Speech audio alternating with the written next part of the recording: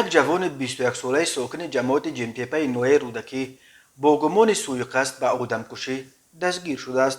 وزارت کارهای داخله گفت این جوان شب 23 ایون ساعت 21:30 هنگام مناقشه عائلوی با مقصد از حیات محروم ساختن خواهر همسرش با کارد به قسمای حیاتاً مهم این جوانزن 24 ساله ساکن جماعت جمتیپه زده و با این قانع نشده دادر همسرش جوان 19 ساله را نیز با کارد بر رویش یک چند مراتب زده است.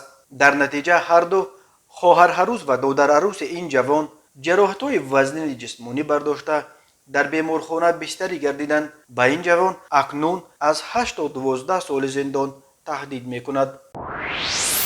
یک جوان 21 ساله ساکن جماعت حیدر عثمانوی نویه باباجان غفوروف به قصداً رسانیدن ضرر وزنین به سلامتی گمان بر می شود.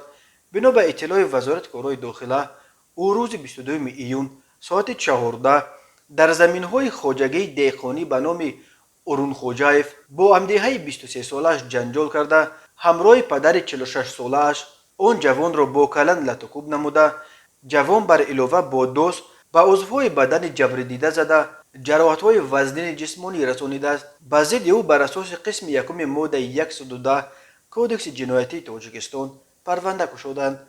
به این جوان از 5 تا 8 سال زندان تهدید میکند.